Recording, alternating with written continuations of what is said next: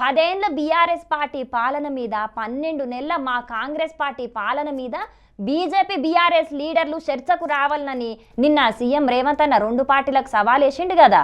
ఇక ఆ సవాల్ మీద car party working president KTR అన్న గట్టిగానే కౌంటర్ ఇచ్చిండు. దమ్ముంటే కాంగ్రెస్ పాలన మీద అసెంబ్లీలోనే చర్చ పెట్టాలనే మా సవాల్ను తీసుకోవాలని అన్నాడు. ఇంకేం మాట్లాడిండో మీరు కూడా రాపోరు. దేశ జనాభాలో 2.8% ఉన్న తెలంగాణ 5.1% సంపద ఈ దేశానికి అందిస్తున్నది. ఇది వాస్తవం. జిఎస్డిపిలో గ్రోత్లో తెలంగాణ భారతదేశంలో నెంబర్ 1. ఇది వాస్తవం. సంపద సృష్టించడంలో తెలంగాణ ప్రభుత్వం కేసీఆర్ నాయకత్వంలో అద్భుతంగా పనిచేసింది. ఇది వాస్తవం. 10 ఏళ్లలో కొత్తగా దాదాపు 80 లక్షల ఎకరాలు సాగులోకి వచ్చినాయి. ఇది వాస్తవం. మీ రిపోర్ట్ చెప్తున్నది.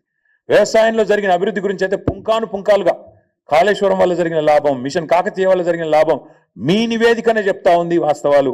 ఇది కరెక్టు. కాంగ్రెస్ వాళ్ళు రిపోర్ట్ చదవండి.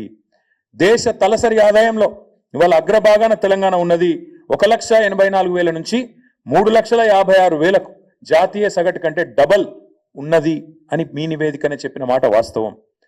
మోదీ గారు తలకిందులు తపస్సు చేసినా, రాహుల్ గాంధీ గారు మరొక 100 జోడో యాత్రలు చేసినా ఇది సాధించలేరు అనేది కూడా వాస్తవం. అట్లాగే తెలంగాణలో గత 10 సంవత్సరాలుగా కేసీఆర్ గారు అకుంఠిత దీక్షతో మొక్కవోని పట్టుదలతో ఒక అభివృద్ధి యజ్ఞం చేసినారు. ఇది కూడా వాస్తవం అని మీ నివేదికనే చెప్తా ఉంది. అట్లాగే 2014-15లో 5 లక్షల కోట్లున్న రాష్ట్ర సంపద ఇవాళ 15 లక్షల కోట్లు అయిందని మీ నివేదికనే కుండబద్దలు కొడుతున్నది. ఇది కూడా వాస్తవం. 10 ఏళ్ల కిందట ధాన్యం ఉత్పత్తి 68 లక్షల టన్నులుంటే ఈరోజు 2.60 లక్షల కోట్లు అంటే 260 లక్షల టన్నులుగా పెరిగింది అని మీ నివేదికనే చెప్తున్నది. ఇట్లా కారు పార్టీ సర్కారు ఉన్నప్పుడు అభివృద్ధి ఎంత జరిగిందనే వివరాలన్నీ బయట పెట్టిండు. అది కూడా ఇప్పుడున్న కాంగ్రెస్ పార్టీ సర్కారు విడుదల చేసిన నివేదికలనే ఇవన్నీ వివరాలు ఉన్నాయని చెప్పుకొచ్చిండు. ఈ నివేదికలో స్పష్టంగా చెప్పారు. రాష్ట్ర తలసరి ఆదాయం 2014లో 10వ స్థానంలో ఉంది భారతదేశంలో మన రాష్ట్రం.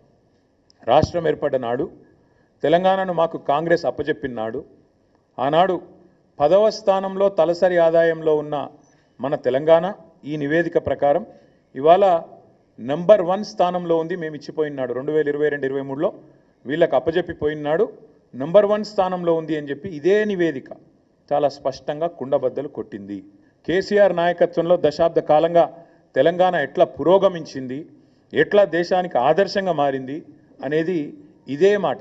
తెలంగాణ దివాలా తీసింది అని దివాలా కోరు మాటలు మాట్లాడిన సన్నాసుల నోర్లు మూపించే విధంగా ఈ నివేదిక వాస్తవాలను బయటపెట్టి ఇక ఇప్పటికైనా తిట్టుడు బంద్ చేసి మీ మంత్రి ఇచ్చిన నివేదికను చదువుకొని ఎవరేం చేసిండ్రో తెలుసుకోనరని ఎడ్డిచ్చిండు. ఇక రేషన్ కార్డులు ఇస్తున్నామని చెప్పిండ్రు, కానీ వాళ్ళు ఇచ్చిన రిపోర్టులనే రేషన్ కార్డులు తీసేసినట్టుగా ఉన్నదని గరానికొచ్చిండు. ఇక సర్కార్ అప్పులకు కడుతున్న మిత్తిల గురించి కూడా ఇట్లా మాట్లాడిండు. ఇక ఇది వాళ్ళ రిపోర్టు. దీని ప్రకారం government of Telangana state accounts as of January 2025 అంటే పోయిన నెల ఈ రిపోర్ట్.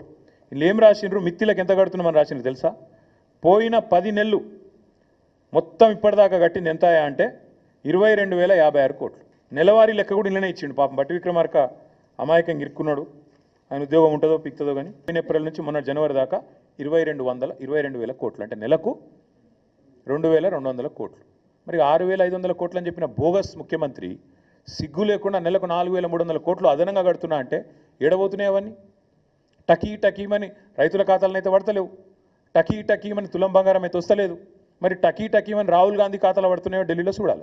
ఇప్పటికైనా రంకెలేచుడు బంద్ చేసి కాంగ్రెస్ పాలన మీద అసెంబ్లీలో చర్చ పెడితే 4 కోట్ల ప్రజల ముందు అసెంబ్లీ సమావేశాలనే నీ బట్టలు విప్పుతామని సీఎం రేవంత్ రెడ్డి మీద ఫైర్ అయిండు. ఒకవేళ మేం చెప్పినవి తప్పని నిరూపిస్తే ఏ శిక్షకైనా సిద్ధమేనన్నాడు. ఇక కాంగ్రెస్ పార్టీ సూతం 6 గ్యారంటీలు పూర్తిగా అమలు చేసిన దగ్గరనే పోటీ చేయాలని మేం సూతం అనొచ్చని ఎడ్డిచ్చిండు. రేవంత్ రెడ్డి చేతగానితనంతోని ఒక్క ఏడాదిలోనే అన్ని రంగాలను సావు దెబ్బగొట్టిండు.